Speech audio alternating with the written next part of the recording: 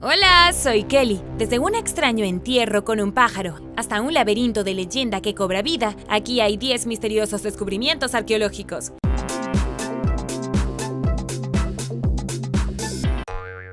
Número 10. Laberintos Bolshoi-Zayatsky. La isla Bolshoi-Zayatsky es parte del aislado archipiélago Solovetsky de Rusia. Menos de 1000 personas viven en el remoto grupo de 6 islas que están situadas en la parte norte del país, a solo 165 kilómetros al sur del Círculo Polar Ártico. Alberga decenas de laberintos antiguos y misteriosos de origen desconocido que se remontan al período neolítico. Las estructuras antiguas están muy bien conservadas y se estima que tienen alrededor de 30.000 años. Formados por montones de piedras y montículos de tierra, los archipiélagos creen que los laberintos se utilizaron con fines místicos y simbolizaron una barrera entre nuestro mundo y el próximo. Hay varios casos en los que los dos espirales se unen como dos serpientes mirándose. Las estructuras también pueden haber sido utilizadas como calendarios, siguiendo las órbitas tanto de la luna como del sol, o tal vez un altar en los rituales, o como una forma de atrapar espíritus. Quizás tuvieran muchos usos y significados, pero otros han dicho que los laberintos eran mucho más sencillos. Fueron utilizados como trampas para peces. Los niveles de agua eran mucho más altos hace miles de años y los peces pudieron haber atravesado la entrada y quedar atrapados, lo que facilitaba que los pescadores los sacaran. Número 9. El astronauta de Cázar. Una estela o losa de piedra vertical que se exhibe en el Museo de Cáceres de España ha sido apodada el astronauta de Cázar. Muestra una figura humanoide con hombros extrañamente bulbosos y una cabeza deforme, lo que lleva a muchos a cuestionar sus orígenes e inspiración. El artefacto, que originalmente se encontraba en un cementerio cercano, también tiene una inscripción que contiene letras latinas, que los investigadores no han podido descifrar. La leyenda dice que los aldeanos hicieron la señal de la cruz cuando pasaron junto a la piedra y los niños desarrojaron piedras porque era espeluznante. La figura pagana era un mal presagio para los católicos locales. Los teóricos de la conspiración se apresuraron a sugerir que las tallas de la estela representaban a un antiguo extraterrestre, de ahí el apodo de astronauta de Cázar. Pero los arqueólogos no quedaron satisfechos con esa explicación, ya que no es suficiente. Mirándola dentro de un contexto de las lenguas y culturas de la antigua Iberia, las letras latinas sugieren que la estela se remonta a la ocupación romana de Iberia o justo antes. Si bien podemos reconocer las letras, la inscripción en sí y qué idioma es, sigue siendo un misterio. Es muy probable que la figura humanoide represente a un guerrero celti-ibérico del siglo II o I a.C. Los celtibéricos, por supuesto, tenían sus propios idiomas y fueron descritos como celtas por los autores de la época, pero quiénes eran y una definición clara de estas personas aún está en debate. La simple realidad es que los investigadores no saben en qué idioma está la inscripción de la estela o qué dice, y tampoco están seguros de la explicación detrás de su imagen de astronauta. Número 8. Entierro infantil inusual. Hace medio siglo, los arqueólogos descubrieron los restos de un niño en la cueva Tunel Wielki, en el valle polaco de Sosłowka. Sin tomar nota de algunos aspectos extraordinarios del entierro, colocaron los huesos en un almacén, donde fueron olvidados durante décadas, pero había algo bastante extraño en ellos. Un equipo dirigido por Małgorzata Kot, arqueólogo del Instituto de Arqueología de la Universidad de Varsovia, se propuso a desentrañar el misterio detrás de los restos del joven que permanecieron en una caja acumulando polvo durante mucho tiempo. Su proyecto está tratando de revisar otras cajas que quedaron atrás después de las excavaciones. Creen que los huesos, que fueron datados por radiocarbono en la segunda mitad del siglo XVIII o principios del siglo XIX, representan el único esqueleto humano moderno jamás encontrado en una cueva en esta parte del país. Los otros restos humanos encontrados cerca se remontan al menos a hace 4.500 años. El niño, de 10 años, aparentemente estaba desnutrido cuando murió. Su género y otra información clave siguen siendo desconocidos, a la espera de los resultados de una prueba de ADN. Sin embargo, lo más extraño fue el descubrimiento de un cráneo de pájaro pinzón en la boca del niño y otro al lado del niño. Esta observación solo se suma a la naturaleza ya confusa del entierro solitario. Esta práctica no es conocida entre los etnólogos, a los que hemos pedido opinión, dijo Kot. Sigue siendo un misterio por qué el niño fue enterrado en una cueva de esta manera y no en un cementerio o en un pueblo cercano. El cráneo cráneo del niño no estaba almacenado porque fue enviado a otros antropólogos hace 50 años, y ahora, a falta del cráneo, es lo que representa un gran obstáculo a la hora de aprender más sobre el extraño entierro. Los investigadores pudieron observar informes y fotografías anteriores de hace 50 años y los huesos que encontraron almacenados. El entierro solitario junto con los cráneos de aves es un caso muy extraño, y hasta ahora no hay respuestas a estas preguntas. Las cuevas se utilizaron para entierros durante muchos años, desde el Paleolítico hasta la Edad Media, por lo que este hallazgo más reciente fue muy raro. La actividad humana ha interferido en gran medida en el área donde se encontró al niño, incluidas las empresas que excavan el lodo de las cuevas para producir fertilizantes. Es imposible saber cuántos artefactos y huesos del pasado se han perdido. Y ahora el número 7. Pero primero, si eres un suscriptor que regresa, bienvenido de nuevo. Y si eres nuevo por aquí, también asegúrate de suscribirte y hacer clic en la campanilla de notificaciones, así no te perderás los próximos videos. Número 7. Las personas más antiguas de Connecticut. A principios de 2019, unos trabajadores descubrieron evidencia de los primeros habitantes humanos del sur de Nueva Inglaterra mientras construían un puente sobre el río Farmington. El hallazgo no sorprendió a los arqueólogos, que habían sospechado durante mucho tiempo la presencia de sitios históricos en el área, pero fue fascinante. El sitio, de 12.500 años de antigüedad, se remonta al período paleoindio y es el más antiguo entre varios hallazgos recientes en el área. Se encontró después de que el Departamento de Transporte facilitara una excavación más profunda de lo habitual y, en consecuencia, descubrió los artefactos. En total, en la excavación se identificaron 15.000 artefactos de 27 características, incluidas herramientas, agujeros, paredes, un pozo de fuego abierto y postes de viviendas temporales. Los arqueólogos saben relativamente poco sobre las primeras personas que habitaron Connecticut y la región en general, lo que hace que el descubrimiento sea significativo. Antes de esto, solo se habían descubierto un puñado de artefactos paleoindios en esta parte del país. Es posible que los artículos valiosos no hubieran sido detectados si no fuera por el proyecto del puente de $14.7 millones del Departamento de Transporte, que cubrió los costos de la excavación. La ley estatal requiere que las agencias realicen excavaciones estándar antes de los proyectos de construcción en caso de que existan sitios históricos, y la investigación arqueológica por sí sola carece de fondos para una empresa tan grande. Este y otros pocos descubrimientos paleoindios de Nueva Inglaterra marcan el comienzo de la capacidad de los investigadores para aprender sobre las costumbres y culturas de los pueblos antiguos que alguna vez habitaron la región.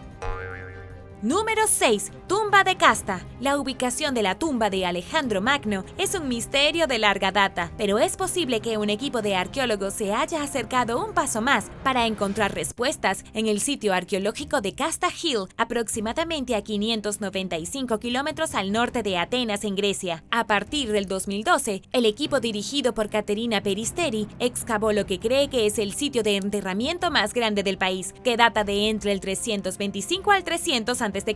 En agosto de 2014, los investigadores anunciaron el descubrimiento de una tumba que se remonta a la antigua época de Alejandro Magno. El sitio consistía en un túmulo de entierro rodeado por la pared circular de mármol de 3 metros de alto que medía 488 metros de circunferencia. 2 esfinges decapitadas custodiaban la entrada del cementerio, al que se accede a través de una carretera de 4.6 metros de ancho. El complejo de la tumba, adornado con frescos y decoraciones de mármol, fue parcialmente destruido durante la ocupación romana de Grecia, pero quedó intacto durante 2000 años a partir de entonces, lo que brindó a los expertos modernos la rara oportunidad de echar una mirada al pasado de la región. Si bien está claro que la tumba perteneció a alguien extremadamente importante, se desconoce quién era esta persona. No es la de Alejandro Magno, que probablemente fue enterrado en Egipto después de fallecer en el año 323 en lo que hoy es Irak. Sin embargo, una teoría sugiere que originalmente estaba destinado al cuerpo de Alejandro, pero es aún más probable que el entierro haya sido construido para alguien del círculo íntimo de Alejandro, tal vez un pariente o un comandante de alto rango. La presencia de 2 esculturas femeninas en la puerta de mármol indica que la tumba fue construida para una mujer, tal vez la esposa y el hijo de Alejandro Magno, que fueron asesinados poco después de su muerte, o su madre. Por ahora el debate continúa, y una cosa está clara: los expertos están más cerca de ellos y desenterrar la tumultuosa vida y muerte de Alejandro Magno y sus seres queridos. Número 5. Bronces de Riace. Los bronces de Riace, también llamados los guerreros de Riace, son un par de estatuas griegas del tamaño completo que representan guerreros barbudos desnudos. Representan dos de los pocos bronces de la antigua Grecia de tamaño completo que se conservan, ya que la mayoría se fundieron y reutilizaron, perdiéndose en la historia. Las estatuas, que datan de entre el 460 y el 450 a.C., parecen representar a un individuo más joven y a un hombre mayor, pero se desconocen las identidades. En 1972, un químico romano llamado Stefano Mariottini descubrió los bronces de Riace mientras pescaba en el río Jónico. Al principio, pensó que había encontrado un cadáver, pero afortunadamente pronto se dio cuenta de que el objeto en cuestión era una estatua. Mariottini se puso en contacto con las autoridades locales, que, según los informes, manipularon los artefactos al azar. Las estatuas se mantuvieron ocultas a la vista durante aproximadamente una década a partir de entonces, mientras se limpiaban, restauraban y estudiaban. Finalmente fueron reveladas al público en 1981, atrayendo a más de 1 millón de visitantes. Se desconoce cómo llegaron a Italia las estatuas de fabricación griega. Abundan las teorías, con la narrativa predominante que sugiere que los bronces fueron llevados al mar Jónico en un barco que se hundió en una tormenta, o que fueron arrojados por la borda en algún momento. Pero al menos por ahora, las circunstancias que rodearon el origen de las estatuas y cómo terminaron en el lecho marino siguen siendo en gran parte un misterio. Número 4. Los primeros seres humanos de Europa. La historia de la migración humana moderna temprana fuera de África es poco menos que confusa, ya que los descubrimientos arqueológicos desafían continuamente las nociones previamente sostenidas de cuándo y dónde viajaron por primera vez nuestros antepasados. Un estudio publicado recientemente revela el descubrimiento de un sitio antiguo en Europa occidental, cerca de la costa portuguesa, lo que indica que los humanos llegaron a la región unos 5.000 años antes de lo que los expertos pensaban originalmente. Dentro de la cueva Lava do Picareiro, los arqueólogos descubrieron un tesoro de herramientas antiguas que incluían pedernales, cuchillas pequeñas y dientes de venado, que probablemente se usaron como joyas. Un análisis de los artefactos, realizado por expertos de la Universidad de Louisville, revela que la gente probablemente llegó a Europa occidental por primera vez hace entre 41.000 y 38.000 años. El descubrimiento indica que los humanos se extendieron rápidamente por Euroasia en un lapso de unos pocos miles de años, y que su presencia pudo haber afectado negativamente a los neandertales, que se extinguieron en esa época. La cuestión de si los últimos neandertales supervivientes en Europa han sido reemplazados o asimilados por los humanos modernos entrantes es un problema de larga data y sin resolver en la paleoantropología, explicó el antropólogo y colíder del estudio Lucas Fried, y agregó que es poco probable que llegasen humanos a la región después de que los neandertales desaparecieron del paisaje. El descubrimiento se suma a otros en los últimos años que apuntan a que nuestros antepasados viajaron a Europa antes de lo que pensábamos, una idea que se vuelve menos controvertida a medida que sale a la luz más evidencia que la respalda. Número 3. Molinos de Barbegal. Situados cerca de Arles, en el sur de Francia, los molinos de Barbegal tienen la reputación de ser la mayor concentración conocida de energía mecánica en el mundo antiguo. Ampliamente considerado como uno de los primeros complejos industriales del mundo, el molino de agua romano del siglo II producía suficiente harina para 1/4 parte de la población de Arles durante su funcionamiento. Está claro que la ingeniería hidráulica jugó un papel en el funcionamiento de la planta, pero se sabe poco sobre la tecnología exacta que se utilizó. Alimentados por acueductos romanos, los molinos constaban de 16 ruedas hidráulicas dispuestas en pares consecutivos, descendiendo por una empinada ladera. Hoy en día no sobrevive ningún rastro de la maquinaria de madera, y la parte superior del complejo del molino fue destruida en algún momento a lo largo de la historia, dejando a los expertos con preguntas sin respuestas sobre el funcionamiento interno del complejo. Un nuevo estudio encontró que un canal en forma de codo jugó un papel en el funcionamiento del molino. Nunca se ha descubierto otros conductos grecorromanos de esta forma, lo que hace que los investigadores se pregunten exactamente cuál era el propósito de la pieza o por qué su forma es tan peculiar. Finalmente llegaron a la conclusión de que el canal en forma de L se adaptó de forma única a los molinos de Barbegal y se diseñó para aumentar el flujo de agua en una determinada parte del molino, lo que lo hacía más eficiente que la pieza estándar. lugar. El estudio también encontró la primera evidencia conocida de una sierra accionada por agua, que se utilizó para cortar madera en el sitio. Si bien los científicos han encontrado una explicación lógica detrás de la maquinaria en los molinos de Barbegal, el puro ingenio de los ingenieros romanos sigue siendo un tema de fascinación. De hecho, el conocimiento que poseían los diseñadores y constructores de sitios como este puede resultar útil en los tiempos modernos, especialmente cuando se trata de identificar manantiales que puedan regenerarse o reutilizarse, cómo mitigar su agotamiento y cómo reservar las fuentes de agua en regiones secas.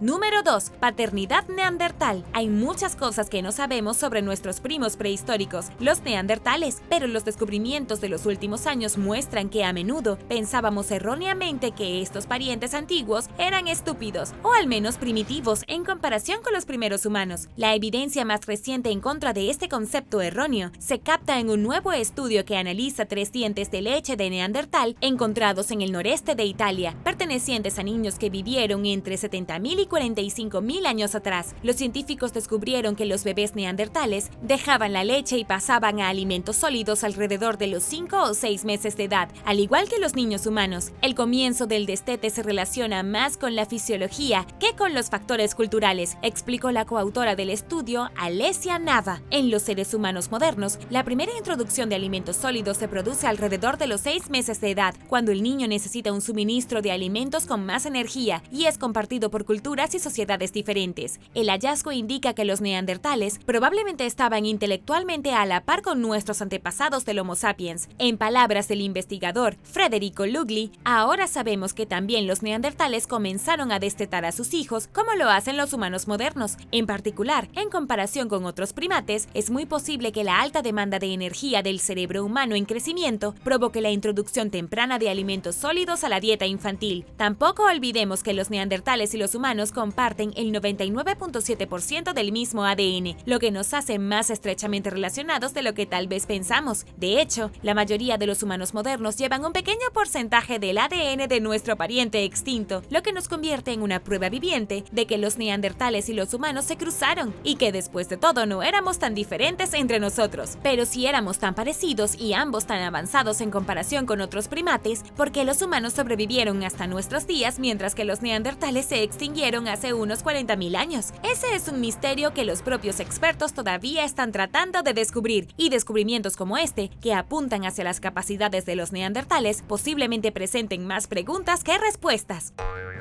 Número 1. Laberinto de leyenda. De todos los laberintos del mundo, el más famoso tiene que ser el de la leyenda del Minotauro, el monstruo mitad toro que estaba confinado al laberinto de la isla de Creta. La horrible bestia se comería a los hombres y mujeres jóvenes y finalmente fue asesinado por el héroe Teseo. Pero, ¿existió realmente este laberinto? Hay evidencia que sugiere que efectivamente existió un laberinto en Creta. De hecho, hay 3 sitios que afirman ser la verdadera ubicación del legendario laberinto. Estos 3 lugares tienen evidencia de una red de túneles. Uno está en los palacios minoicos de la ciudad de Knossos. El segundo está en una ciudad a 32 kilómetros de distancia llamada Gortina, y el tercer sitio potencial no está en Creta en absoluto, sino en el continente griego. Todos creían que Knossos era el hogar del legendario rey Minos, pero el sitio descubierto en Gortina tiene una red de túneles entrelazados y callejones sin salida. Existe un debate entre los estudiosos sobre si alguno de estos es el laberinto mencionado en el mito o si son una serie de túneles construidos para otros fines. Gracias por ver el video. ¿Crees que el laberinto era real? Déjame saberlo abajo en los comentarios. Y no olvides darle me gusta al video. Asegúrate de suscribirte antes de irte y nos vemos la próxima vez.